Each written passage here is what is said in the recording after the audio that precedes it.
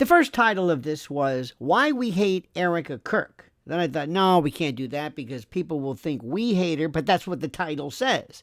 Because we do, but we don't hate her. But we do. We hate the image. We don't know her, but we can't stand this phony plastic thing. So I changed it to Why They Hate. Sounds better. But when I say they, I mean we. And I don't know who she is. I've never met her. I'm sure she's a fine person deep down inside. She's probably like everybody I've met my entire life, who when you scratch beneath the surface, there's just a little girl trying to make a big name. I understand. Same thing for men too. This is not meant to be sexist, but you know these types. If you haven't met these types, look, I've been in New York now forever. I've been in the entertainment business forever. My wife's been in the entertainment business and Broadway and movies.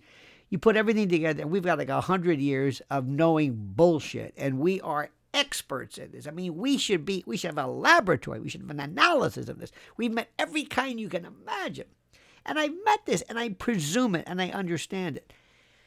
So when I say hate, it's like I hate pimento loaf. I hate golf. It's a word. I know it's overused. I know, but I use it. Because I think we use the word love too much. You don't mind that, all right? Well, maybe we use the word hate too much, but that means I really dislike, all right? Now that I got that meaningless introduction out of the way, that proem, that prolegomenon, that précis, that prefatory note, let's get down to brass tacks. I want to give you an example of why this story fascinates me. As you know, this week, I think last time I heard, old Candace is coming back, and well,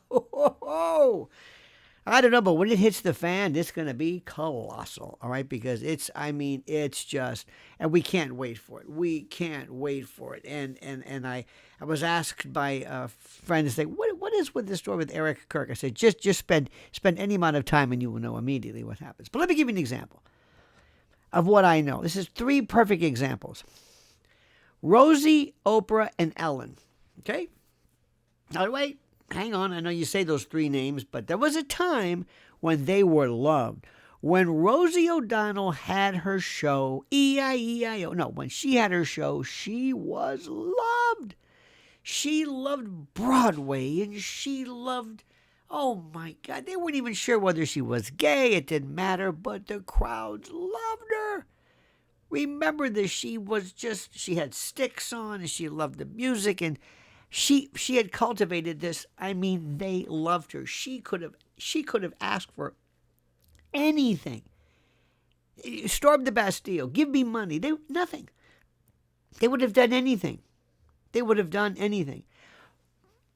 In a kind of weird way, Wendy Williams, before she went off the reservation, before they drove her crazy, she was kind of sort of like that. But let me tell you something. Rosie O'Donnell, I know it's hard for you to understand. Remember A League of Her Own, and she was even from the Flintstones. We liked her, and when she announced that she was gay, it wasn't really a surprise. But it didn't matter. It didn't matter. Okay.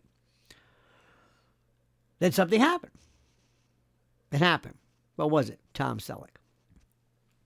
Rosie decided, oh no, I've got to get political. See.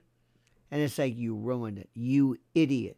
You idiot. You had it made. What are you doing? Why are you doing this? Nobody wants to hear your politics. You're a schmuck. You had it. She did. She threw it away. Threw it all away. And it was the most, it was that ambush. Remember that about the NRA or whatever it was? It was terrible. And the whole thing fell apart. Then she was doing The View. Okay, she was doing The View. And then she was tearing into Elizabeth Hasselblatt, whatever her name was. Remember that? She was talking about Building 7.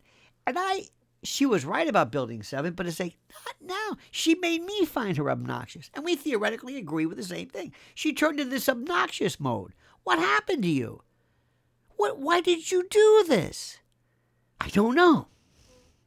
Oprah. Oprah was love. I'm going to buy you a car, and you a car. Remember when Oprah lost all the weight, and oh my God, and Stedman, nobody cared.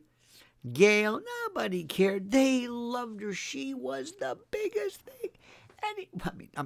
And her weight, she, oh my God, she connected. And if I didn't know better, And I know you can't say it, but I swear a lot of these people were darker then. Darker. Beyonce, Oprah. Okay, maybe I'm wrong. Maybe it was the lighting. Maybe it was the filters. I always thought that later that they didn't have to do this. Because it goes to show you, people love authentic. Be who you are. Be who you are. Just act whatever you are, whatever you look like. Your weight, your skin tone, your hues, your hair. It doesn't matter. She was loved. Oh my God. Oprah could do anything. And you know who loved her? White women. Black women too, but she had all the paid demos. And I hate to be so racial about it, but this is show business. And if you want to get into business, you got to know how this thing works. She had everybody. She had the big ticket items. She went, remember when she talked about, one time she was sued, I think, by the Chicago, the stock yards or the meat industry, because she says, I'm not going to eat me a burger with whatever the Upton Sinclair horror stories. She was that. She was so powerful that she might have, cratered an entire industry. I mean, she was huge. And then I don't know what happened. She sold her soul to the devil. And then it all changed with Obama, and then this weird kind of leftist stuff. And what she did with Meghan, oh my God. She basically provided a platform where Meghan was saying that the royal family were racist and hairy. Let me tell you something. Oprah, be very careful. But anyway, she just, I don't know what happened. She just, but nobody told Oprah. Nobody told her, say, you're not loved anymore. I don't know what you did, but you're not loved anymore. Then Ellen DeGeneres, as weird and strange and Baphomet, praising, or I'm just using this. She's linked to every kind of demonic Luciferian thing you can. I mean, she's just, remember the picture of the volleyball thing with Tom Hanks and this and that, and her staff hates her and everybody hates her, as she left the country but didn't and came back, and then she's gay. Another one, I'm gay. Nobody cares. They're the only ones who think they're coming out. It's like when Melissa Etheridge, remember her album, her CD, Yes I Am, should have been called No Shit. It's like, do they think we're stupid?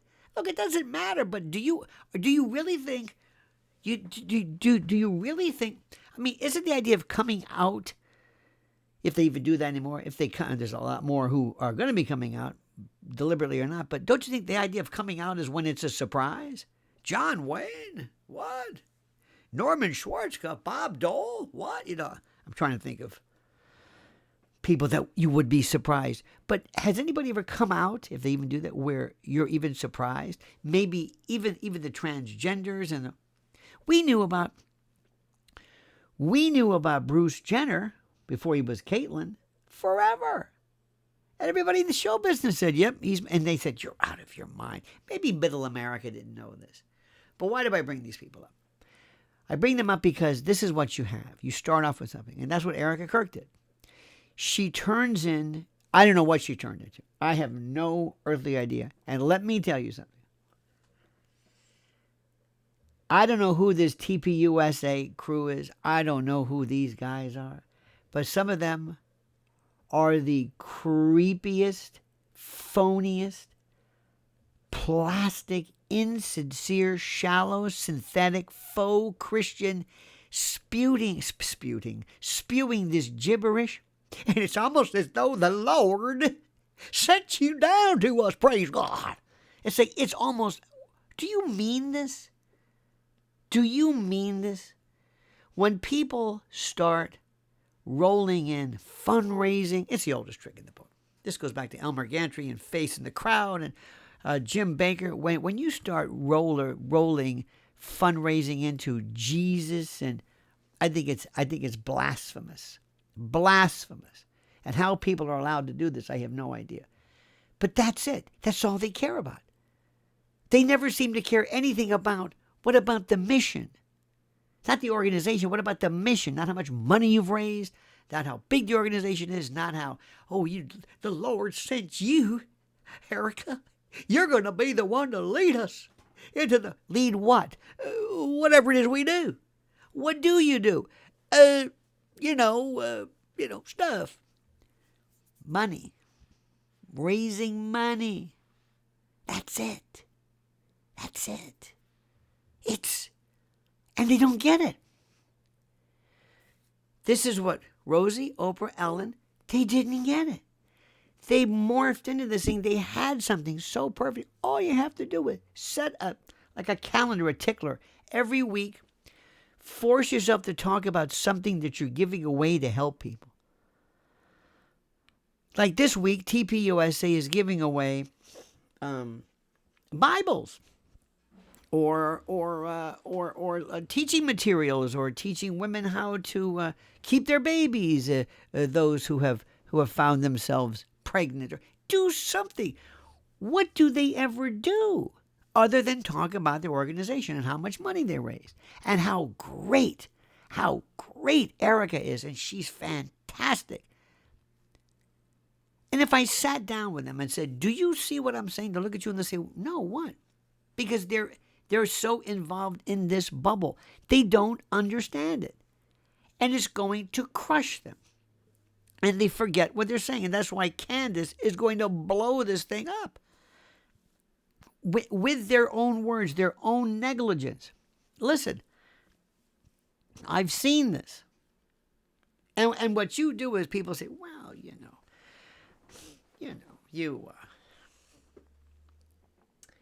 do you really think it's this important?" Let me ask you something. Do you think Prince Andrew's important? Do you? Everybody's talking about that. Do you really think that something that everybody's known about Prince Andrew forever, do you think that's a big deal? Do you think it is? Do you? Some people do. But why isn't this a big deal? You think Epstein's a big deal? Epstein's a big deal. They've been talking about Epstein. Nothing's going to happen with Epstein. Nothing ever happens. Oh, we got some emails here and there. We got some things about pizza. We got some people, "Oh, look at this. They were, oh, is that Ghislaine? Is she standing in line is she out of prison? Is that really her? Is she alive? Is Epstein alive? Is Charlie alive?" And that's about it. Doesn't really go anywhere. But people talk about it. This Nancy Guthrie case, is that important? That's a dog of a case. I'm hearing things, I don't even believe what I'm hearing. I'm hearing stuff that goes beyond negligence, but deliberate negligence, if that makes it's almost oxymoronic. But anyway, is that going anywhere? Is that important? Is that important? They got people talking about that 24 hours. Is it? Well, why isn't this important? How is the assassination of one of the greatest youth leaders, one of the singular most important figures in American conservative politics, who revamped, retooled, reconfigured not only faith-based systems, but ways of recruiting younger people into the conservative lifestyle, and pretty hardcore. I mean, he's not mildly conservative. He was very, very serious. And how was this person who was basically shot down in front? You never saw a shot like that. Think about this. With the exception of the Zapruder film, which didn't make it until like 1975, we never saw that before. This thing was, remember that? No, you have to remind. Oh yeah, that's right. See how you forgot? And we've forgotten, and that's by design, because this has been an emphasis on the world of Erika. And that's another reason why they hate her. Because they say, "You never talk about your husband. You never talk about where he was buried. You never talk about anything. You never talk, the way you camped up." I have received, read the comments, some of the great comments from people who've said, people who were widows, who said they would have never put this campy schmaltz picture, basically trying to camp up and theatricize, if that's a word, of her hunched over, collapsed over the casket, holding Charlie's hand. Even his hand, I thought, it was so disrespectful. Even in death, isn't there any dignity? You're basically using this as, I can't believe it. And that's why she doesn't understand. She goes, but isn't that great? No, because that's the theatrical you. That's the excuse me. That's the schmaltz. That's the performative. That's the kabuki dance, the theater. That's the choreographed. That's the theatrical Erika. That's the insincere Erika. And you want to know why people can't stand her? They can't stand her because of what we're seeing. And she doesn't understand with this phony. Put that goddamn. If I see that, I think she's lost a handkerchief. It's a prop. It's a joke. You don't even realize it. And nobody around her, they're so into their own thing about in the name of Jesus. Now, I'm not mimicking Christianity. Don't get me wrong. But what I am mimicking is somebody who is used, and I've been around this my whole life. I've studied faith healers and evangelicals and people who've made money from, I was personally slain by Ernest Angley. I studied this like you can't believe. And they all follow the same story. They turn your faith and your love of Christ and your of Christianity, they use that as a wedge or as a cudgel, if you will, to get you to cough up money for them. When Oral Roberts one time said, they're going to call me home. Jesus is going to call me home unless I raise the money. Meaning, there's a hit on me from Jesus. He's going to kill me unless I raise this money. Remember that one? I remember those. Jimmy Swaggart, Jim Baker, go down the... so I know what I'm talking about. And it's the oldest grift in the book. And all they have to do, let me ask you a question. Name one big program they've done. Name one big. Have they ever had a school that they've opened? By the way, whenever we have a school, Oprah, Haiti, whenever we hear about that, Erika, Romania, whenever we hear about orphanages, in view of what's going on with Epstein, ooh, I don't know what that's about. And Erika with the DMs and the 15-year-old. Has that ever been disputed? Has that ever been refuted? Has that ever been rebutted? Disproved? This is unbelievable. And if you sat down, I could see sitting in front of her chair to chair and saying, look at me. Do you not understand this? And she would look at you like, what are you talking about? I'm Erika. They love me. No, they don't love you. They hate you. An excessive word maybe, but you're a fraud. You're a phony. They can't stand you. And every now and then there'll be some, I guess, I don't even know their names, you know what? And bless their heart, they're entitled to make a buck too. But somebody will come along and say, I got to get involved on this and this thing. And I'm gonna take the pro Erika move. And there's one guy who had, I don't know what, her friend. It was the lamest. It's like, what are you doing? Both of them are trying to promote themselves under the ostensible guise of pretending, of how do I say, of helping her. In any event, I can't believe how tone deaf, how blind, how without any sense of, I don't know what the word is. What am I saying? What do I say? What's the word? Without any sense of connection to reality. They don't know how they're coming across. Nobody sits back and say, whoa, I'm watching your depiction and your storyline, and you're blowing it. That's why they can't stand her. That's why they hate her. And that's what I'm trying to tell you. And I'm sorry if that's a strong word, but it's true. And all I know is it's going to get real nasty. It's going to get real nasty because, like an idiot, she decided to go up to Candace Owens and say, yeah, and stick your thumb in her eye. Yeah, good luck. Now it's going to get personal. And now it's going to get nasty. And she is absolutely 100% upset. And she is without a doubt going to lay you out. And there's nothing you can do. And you won't get it. You won't get it. And little by little, all of those people, all of the cable news that just through this weird kind of obeisance, this patellar obeisance, the way they would just, all of them would just, or they're just going to say, you know what, this is too hot. This is just too hot. This isn't working out. And then one day, you and some of those creepy TPUSAers are going to say, we had it and we blew it. And meanwhile, you never talk anything about Charlie. You never talk anything about the fact. And no, by the way, while we're on it, nobody believes the Tyler Robinson story. Nobody. Nobody. Come on. Stop it. Stop it. See, they don't know who we are. They really don't know. They think we're the cable news people. They think we're all fungible, where we're all alike, where we're basically indistinguishable from the other. Well, we are very, very different. And we hate lying. It's nothing personal, Erika. We hate lying, we hate insincere, and we hate inauthentic. And we hate people who lie to us. And there are a lot of us who really felt terribly when Charlie was slaughtered and shot down like a dog. And you never even talk about him. The only thing you do is to remind people, oh, yeah, send them money. Remember Charlie? Yeah, okay, good. That's it. It's blasphemous. It's sacrilege. It is heretical. I don't know what the word is. It's beyond enough. And that is why people can't stand you.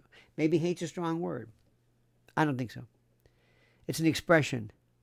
It's like nuclear. It's like irregardless. Sometimes through a period of overuse, even though incorrect, it becomes acceptable. So I thank you. Thank you for your comments are unbelievable. Your comments, please. I read them. They're just fun. And every now and then somebody will wade on in and say, you know, I don't know. They'll say something like, "You don't know what you're talking about," or in some lame support of the Erika movement, and then you will just pounce. It's beautiful. It's a thing of beauty. So thank you for that. By the way, thank you for following my beloved wife at Lynn's Warriors. I told you right now, what is going on, the battle, far more important, far more critical, far more life and death is what is happening to our children. What is happening in the world of human trafficking, and what is happening also regarding child predation and digital predation, and how kids are being destroyed online. And right now there's a very, very serious trial going on in California regarding almost a products liability case dealing with the issue of whether some of these social media platforms are addictive. They got all the big names there, and she has been on the phone with, and has had on her show on Lynn's Warriors on YouTube. Lynn's Warriors. She's had those parents on. So many people who have been the victim of they're not big names, but they're big numbers of people who have been just devastated and destroyed by this seemingly innocuous social media platform. So thank you for following Lynn's Warriors on YouTube. And thank you for your thoughts and comments. I've got some questions for you to follow up on. Please listen to what I'm saying. And by the way, if this is not your cup of tea, I understand it. There's other things to talk about. You can talk about other things. But this is something which is very, very serious. And by the way, it's also a study in human nature, in psychology, in PR, and it's also a study in cluelessness. So my friends, I thank you. I wish you nothing but the best. Thank you for your kindness and your love and your graciousness. And now I wish you would comment as you see fit.